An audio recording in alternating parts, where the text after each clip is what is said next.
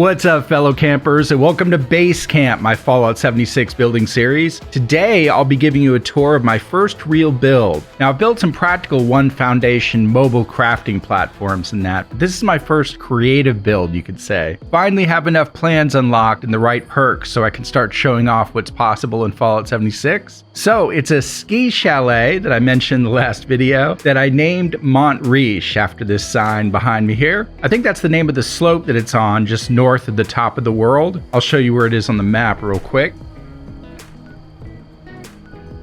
Here we go. In case you want to visit me there or anything, although probably by the time this video is out, I'll already be on to my next build, but you never know. I've had a few people stop by so far. So what I'll do first is a narrative walkthrough, and then I'll end the episode with some smoother photo mode pans and all that. Oh, and stick around until the end of the video because I'm going to talk about a Fallout 76 building contest that I'll be running on the channel. You'll need to plan ahead for it though because of the way the building system works in Fallout 76, so listen for details on that. Okay, so let's walk on over there and I'll talk a little bit about the inspiration for the build as I do that. The perfect night to show it off too. It looks much better at night than during the day. I'll include some day shots in the smooth panning at the end though. So there's plenty of nice flat areas to build in Fallout 76. In fact, it even recommends that you build on a flat surface, you know, when you pick up your camp device in Vault 76. But I wanted to challenge myself a little and see if I could build something on a steep slope. You know, test the limits of the building system so I could learn what's possible and all that. I also got inspired by the low-hanging gondolas in this area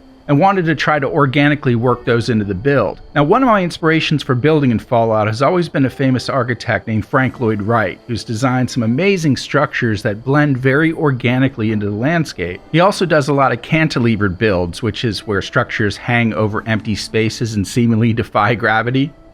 As the lights turn on, that is so cool. It's got like motion censored lights and stuff.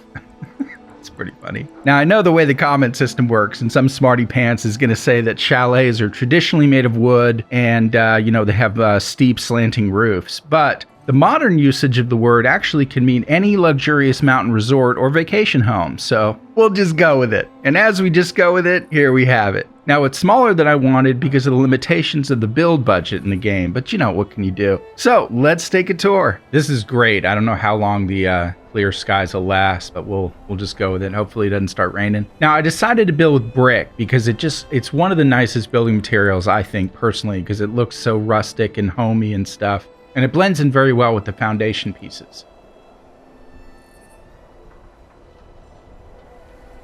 So I don't have the lettering or the neon yet, so I was going to put Mont Riche ski chalet along this wall right here, but since I don't have those, I thought some ski posters would be kind of nice. Goes along with the oil lamp right there. Now, these mute food plants I actually use for creating adhesive, but they're also used as decorations, so they kind of have dual functionality. Let's take a swing around this way first, come back around, and then we'll go inside. So as you can see, I've mounted some turrets on top of those gondolas, which is really cool. One there and one there. And I also managed to plant a little lantern way on top of there. And I love the way that this gondola is worked organically into the structure itself. Looks like it's part of it. I mean, it kind of is looking like it's pretty much part of it.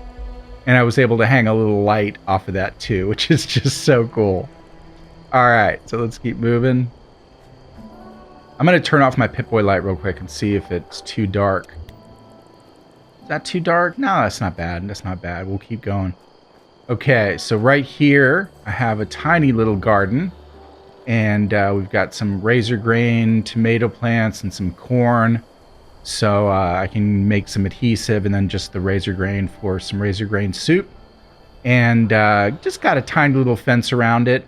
And wanted to make use of this space right here. Do something with it. I was going to put the generator right there, but I didn't want to have to close it off with more walls to protect it. So this is perfect. And ironically, no enemies come from this direction at all. They all come from this direction. Specifically that rock right up there. They just seem to spawn right at that rock, which is why I put the missile turret right here. So that takes care of them before they even get down to this area. And if they manage to get down to this area, the rest of the turrets finish them off. And as you can see, there's one more right up there. All right, so let's keep heading around. Look how steep this slope is. Just awesome the way that worked out. So happy about that. Okay, and here we come up onto our little deck, patio, whatever you want to call it. Actually, terrace or veranda would probably be more accurate. Sounds classier too. And I put my camp device right here because it actually has a light on it. So it kind of fills that space a little bit. And we have Nuka-Cola machine and ice machine for anybody that wants to come and be a part of the community here. Actually, let's keep going around and we'll go back up again. Okay, so here's the back of the building. And then we have the missile turret. And this right here is one of those pass-through conduits, because the generator is right on the other side of this wall. And this conduit right here actually serves a dual function, not just to straighten the lines to make it look more streamlined, but also the pass-through conduits themselves don't radiate any electricity. So this is actually providing the electricity for these ski posters right here. So that worked out perfectly. It was almost an unusable little space here were it not for a perfect mount of the missile turret. Okay, so let's head up into the space, and we have these nice little stairs to a country door. Now this door itself is not locked, all right? So this area down here is for anybody to use. I like making my builds that way so that anybody that swings by is able to use the crafting stations and the bathroom or anything like that, all right? I have a locked little apartment upstairs, which we'll get to.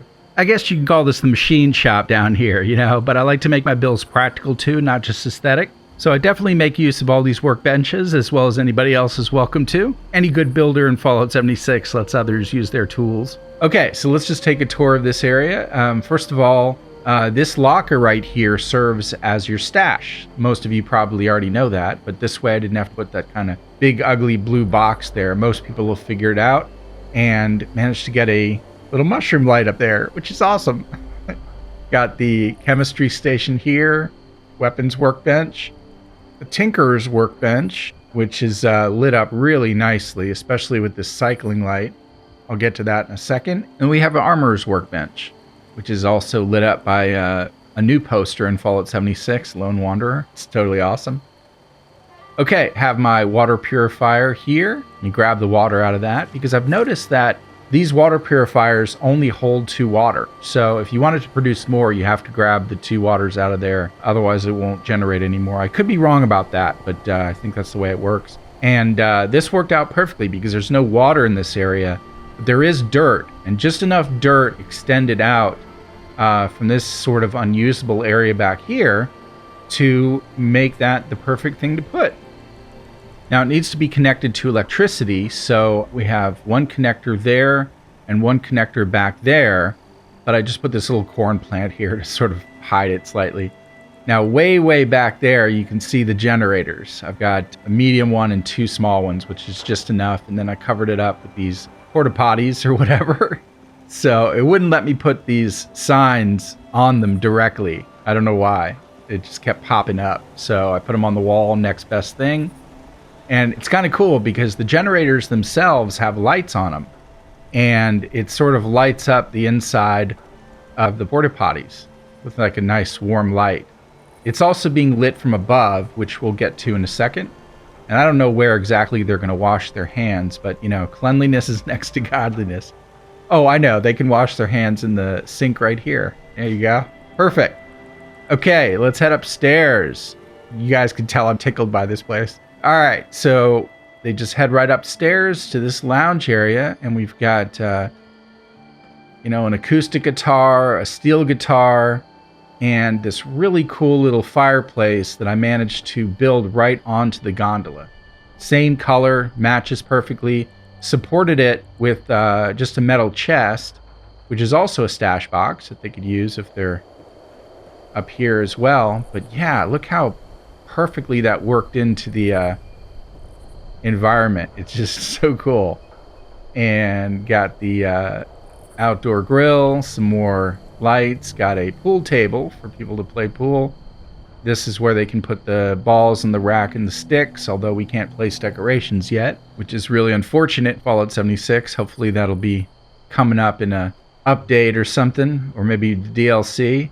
Got the welcome home sign, and we're gonna head into that little area right there, but as you can see, it's got some cool lighting going on in there. Picnic table and another gondola. This one also just worked perfectly into the structure itself. You know, we're just kind of building around it, managed to place a light underneath it, which not only lights this area, but the porta potties down below.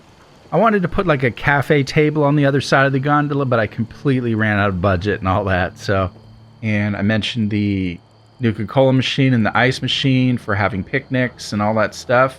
And then let's head up these stairs, and we have a cooking station and a little romantic gondola that's actually open that you can go into. So I put a little table to eat on, some candles just to make it a romantic setting, you know. I'm thinking my character could bring a date up here, you know, fix some spaghetti and meatballs at the cooking station and eat them like Lady in the Tramp style in the gondola by candlelight. Yep, I'm a hopeless romantic. Oh, I unlocked the cooking stove while I was editing this video, so it looks a little more classy. Let's head over into this little space. This is the only part of the build that's locked, because this is my own little apartment. So let's head in and close the door. Probably condo or suite is a better term for it, actually, although it's really the size of a studio apartment. I wanted to make it much bigger, but I literally used every last ounce of my build budget. Like, I can't even place one more plant or picture. And we've got the shag carpet, little TV, sit down after a hard day of adventuring. Got the picture. I think this is unlocked from the White Springs pictures, which is really cool because it kind of matches this item, which comes from the Atomic Shop. And we've got a desk to do some work at, and I love this poster, this glow-in-the-dark poster. I try to put that in every build, even if it doesn't completely match the setting. It's just too awesome not to put. And then we have the fancy bed with also some nice paintings. This is the only really large one, but I like the reds. It incorporates the reds, and the reds match also with the clock. And then the darker wood color matches with the bed. This is my favorite right here, this fish lamp. Turn it off and turn it back on again when you wake up. I think that's a little fighter fish, Siamese fighting fish or something. Can't remember the name of them exactly, but I used to have one when I was a kid. And that's about it. So let's head back outside and take one last look. Starting to get to be sunrise here. But yeah, this is perfect. I mean, look at that view up there. That right there is amazing. And then right over here, you got this cool tower over here to check out. So that view is amazing. And then over here, you got this view down the mountain, which is amazing. I think that's one of the power plants over there, Monongah or something. Anyway, yeah. Great views in every direction. You just can't beat that. Okay, so that's going to do it for the general tour. Now what I'm going to do is sit down here and play the guitar while I talk about the building challenge. Okay, so I'm going to be doing another Fallout 4 building contest as well. But the reason I wanted to mention the Fallout 76 building contest now is because of the way the building system works in Fallout 76. At the moment, and this may change down the road when private servers are opened up, but at the moment, you can really only have one build at a time due to the way the budget and the blueprinting works. Well, technically you can have two, one that you've blueprinted but deleted all the resources for, and one that is currently built and follows you server to server, as long as you don't start a new camp. The problem is you can't go back and forth. If I materialize the roaming One Foundation crafting and defense platform that I blueprinted, then my ski chalet here will disappear forever. Sad, right? I know. I actually made this prediction way back last June in my Afterthoughts rant video when I said this. Building settlements is going to be like those Tibetan monks building those sand mandalas, you know? Those beautiful works of art that get blown away in the wind to teach them the lesson of impermanence in life. So with a lot of other predictions I made in that video, this one also came true.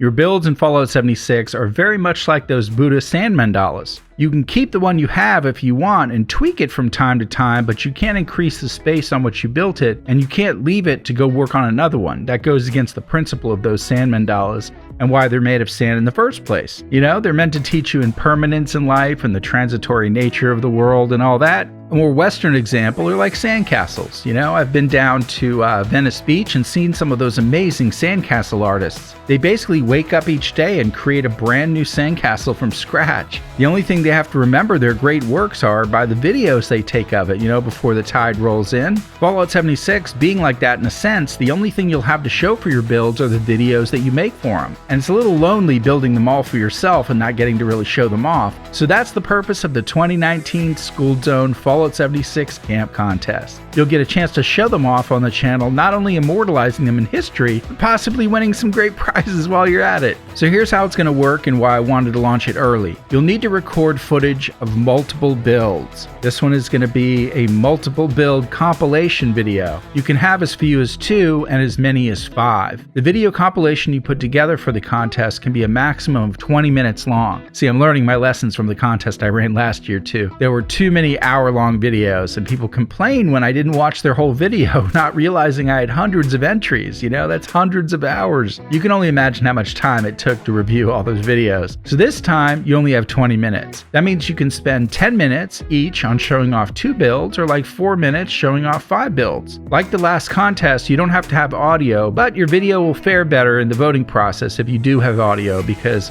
I'm going to do like I often do on the Schooled Zone and make it a democratic process. You know, I'll narrow it down to the top 5 myself, and then you guys will vote on the order of the winners from 5th to 1st. Now, the prizes are going to be the same as last year's Fallout 4 contest at the very minimum. I say at the minimum because I'm going to try again to get some sponsors on board to offer up some prizes for you guys. The only problem with sponsors is that they don't care how many subs you have, you know? I can have over 100,000 subs, but they only care about the view count. So I ran into some problems last year when their evaluation algorithms were averaging in my trivia walkthroughs that only get a few hundred views, and that was dragging down the compiled average of my monthly view count versus video count. So if you guys like the idea of getting better contest prizes and also helping the channel out, you got to tell your friends to come watch the Schooled Zone so we can start boosting those view count numbers. And I'm going to have to think long and hard about those trivia walkthroughs, but that's a discussion for another day. Hopefully I'll have some better prizes to offer than the last contest, which will be pretty awesome, but I think we can do better. Now, as for the deadline, it's going to be the same as last year, June 1st to turn in your videos,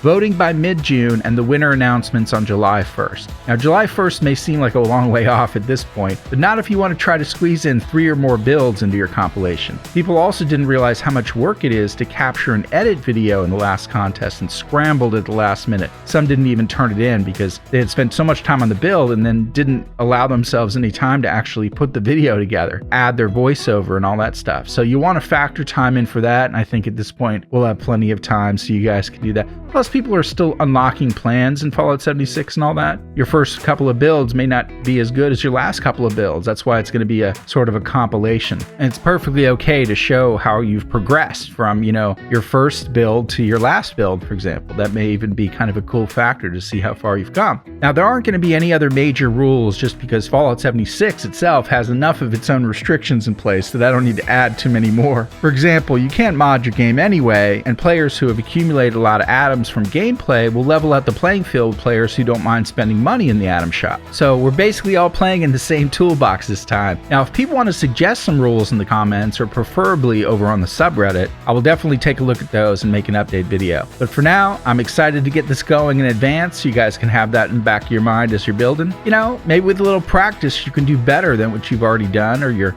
really saving up those caps for the neon letters. And I'll be featuring all kinds of videos to give you guys tips and tricks, as well as showing you, some of the things that are possible and some of the locations that are possible. Anyway, let me know what you guys think of all this, as well as my first build here in Fallout 76, the Schooled Zone's Mont R ski chalet, and more awesomeness to come. And I want to thank my Fallout 4 fans who have been patiently waiting for another Fallout 4 video.